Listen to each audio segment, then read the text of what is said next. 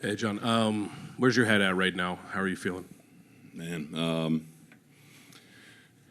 it's hard, you know. I had my first team meeting of the year after the game. There's so many things to unpack there. Not just the series as a whole. 7 games, 2 of them go to extras. I thought we played great baseball. Both teams having chances there late. I feel for the guys. You know what I mean? This is a special group of guys. That being said, I am so proud of them, of the entire organization, really. You know what I mean? That's kind of where I'm at.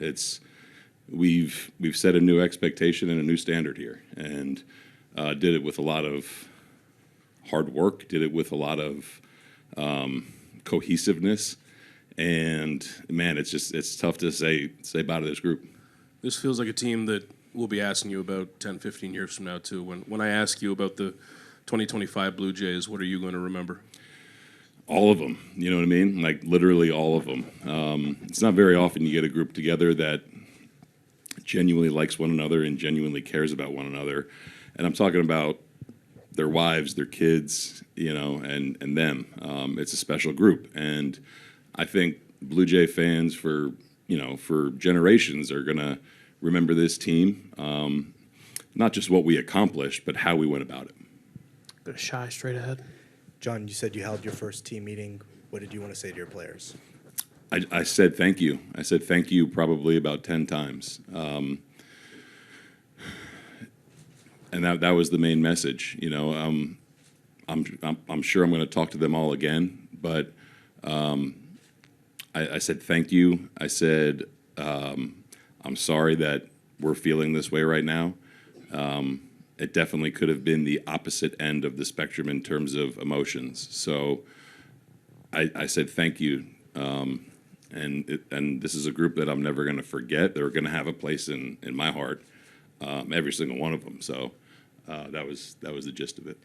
John, with all the good things that have happened this year and all the things you mentioned to be proud of, how does that ending impact the feeling that this group may leave with?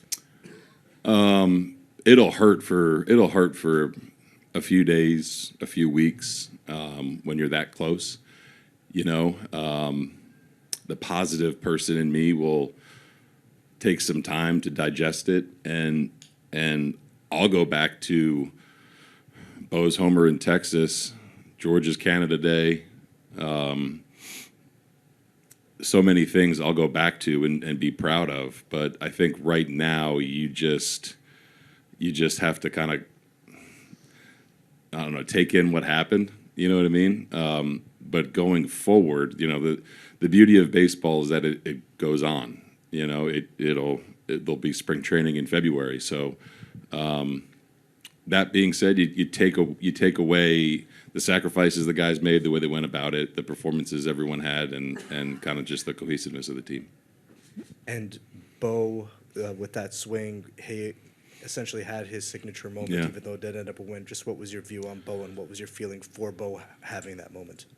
That was right up there with George's homer against Seattle. You know, for a guy that has been a staple of this team for the past 6 or 7 years, to have Ladd intentionally walked, and then he went dead center on the first pitch. It was so fitting. You know, it felt right at the time. And in terms of Bo, what he did this year is nothing short of amazing. What he did to get back is nothing short of amazing. He was playing on one leg. So in the moment, it felt right. You know what I mean? And, you know, for guys like him, George, Varsh, Kirky, you know, guys that have been here, you know, I feel for them because they deserve to be on the stage right now. Got a mic straight ahead. Hey, John, when you look back at this game, do you see it as a couple of heavyweights going at it back and forth, or do you see it as you guys had all the chances that you wanted to have to win it? A little bit of both. I thought we had chances to sweep them. You know, I thought that we played our game, and our game is as good as anybody in baseball. So is it two heavyweights going back and forth? You know, going back to the beginning of this series when people were calling it David versus Goliath, it's not even fucking close. So they're good. I put this group of guys against any other 26 players in the entire planet. Yeah, we had our chances. We had our chances to beat them soundly, you know, and we didn't, and that's baseball. When you had opportunities, both last night and tonight, with the guys you want up in those situations, you want Ernie up with second and third and nobody out. You want Kirk up when you need contact. How does that feel in the dugout when you're going in those spots? You like it, you know what I mean? You want the game to be decided by the players, and I think that throughout this series it was, and we came up short. You know what I mean? I'll relive those bases loaded at bats for a long time, but man, I've said it so many times. I trust everyone on this roster, and you know, you want to let them decide the outcome of the World Series. You know, that was an epic World Series. You know what I mean? For a variety of different reasons. So, at the end of the day, you know, players, they can become legends or they can be this close. You know what I mean? And we were this close, and you know, I'm just proud that we went about it the right way. Do a couple more. John in the second row on your right. Hey, John.